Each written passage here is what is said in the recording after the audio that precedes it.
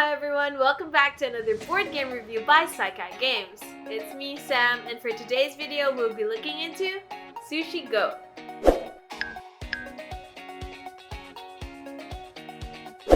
Sushi Go is basically a pick and pass card game that can be played with 2 to 5 players of ages 8 years old and above. And although it's considered a fast-paced card game, one whole game can take about 15 minutes to play.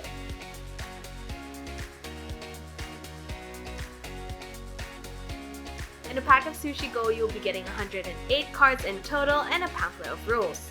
Now you'll be encountering 12 different types of cards in this game, so let's break it down now.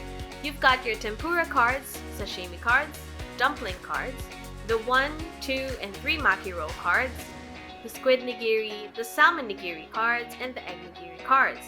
You'll also be seeing your wasabi cards, pudding cards, and chopstick cards.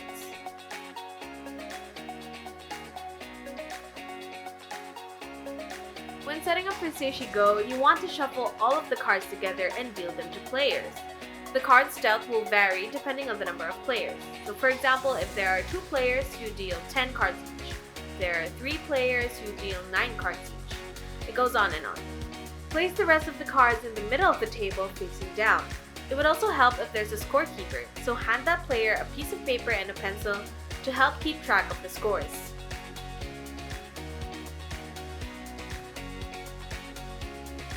To start a round in Sushi Go, all players would choose 1 card from their hand and place it down in front of them. Once everyone has chosen, reveal your cards at the same time by flipping them over and placing them in your sushi pile. If everyone's ready, pass the remaining cards in your hand to the player on your left, facing down before the next turn begins. You'll now have a new and smaller hand to choose from.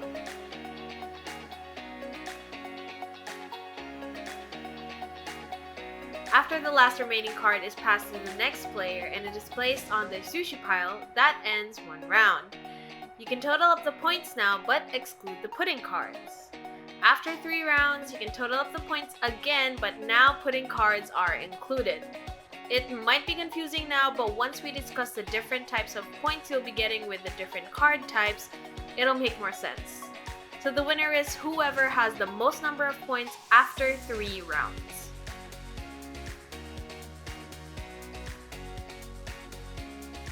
There are different types of points that can be obtained depending on what cards you've got laid out in front of you.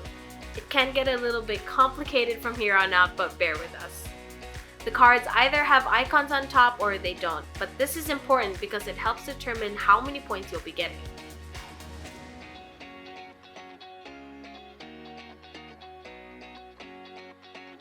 First up, we have the Maki Roll cards.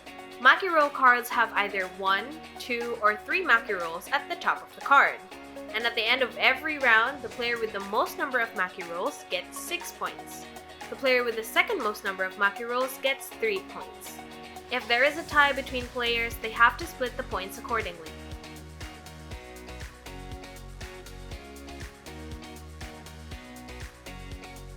Next up, we have the Tempura card. A set of 2 tempura cards will score 5 points. A tempura card on its own will not score anything.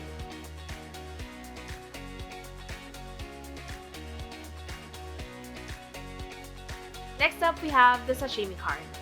A set of 3 sashimi cards will score 10 points. A sashimi card on its own or a set of 2 sashimi cards will not get you any points.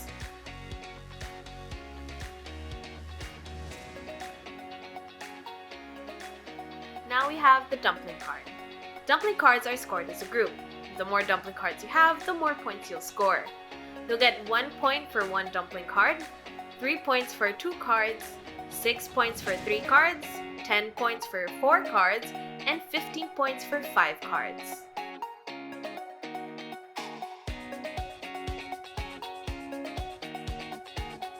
Now we have the nigiri and wasabi cards. A squid nigiri will score 3 points, a salmon nigiri will score 2 points, and an egg nigiri will score 1 point. If any of these nigiri cards are placed on top of a wasabi card, their points will be tripled. A wasabi card on its own will not score any points.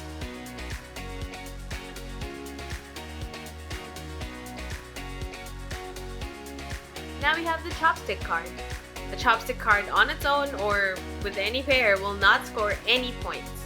But if you place this down in your sushi pile, you'll be able to draw 2 cards when the next hand comes.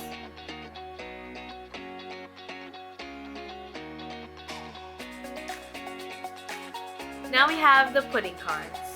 So just a reminder that pudding cards are only included after the 3rd round. The player with the most number of pudding cards will score 6 points. If there are players that tie for the most, they'll have to split the points accordingly. The player with the fewest number of pudding cards, or even those with none, will lose 6 points. Again, if there are players that tie, they'll have to split the loss accordingly. However, if there are only 2 players in the game, no one will lose any points for pudding cards. But the player with the most number of pudding cards will still be awarded.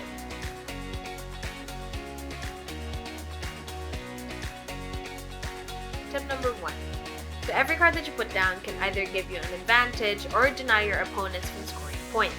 So when you're playing Sushi Go, try to at least score 2 points with every card that you put down. This will give you a pretty good chance at winning. Tip number 2. Observe other players and the cards that they're going to put down. So everyone's first and or second card usually tells a lot about the strategy that they're going for. So for example, if they put down a tempura card, a sashimi card, or maybe even a dumpling card, this could possibly mean that they're trying to stock up on points. So if you can and if you want to, try to think of a way to break that to throw them off their game. Tip number 3. If you're going to use chopstick cards, try to use them early on in the game. So chopstick cards normally say, my current hand isn't that great, so I'm hoping that the next one will be better. If you're going to use a chopstick card, use them early on in the game or when you're trying to play tempura or sashimi cards. Otherwise, it'll be a disadvantage when your opponent sees your chopstick card and try to break whatever chain you're trying to complete.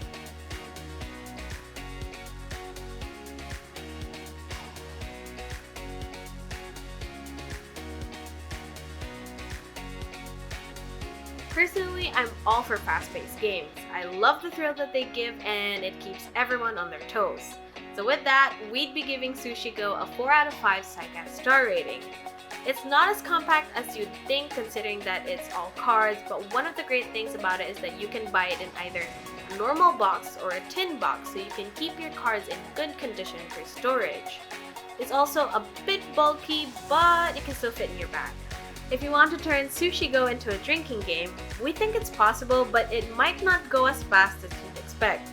For example, one of the ways that we saw is that whoever has the lowest points has to take a shot. Or if a player is forced to use a chopstick card, they will have to take a shot as well. Can't think of any more, but if you guys know another way to get a person to drink while playing Sushi Go, let us know in the comment section below so we can try it out as well.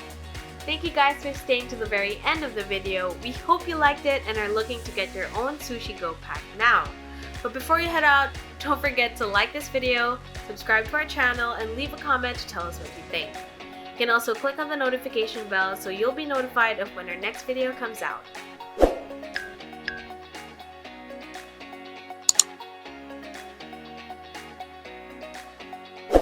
If you're interested in other board games, you can click on this thumbnail up here to watch our other review videos. You can also check out our interactive videos by clicking on this thumbnail where we give you statements and all you have to do is sit back and play with your friends.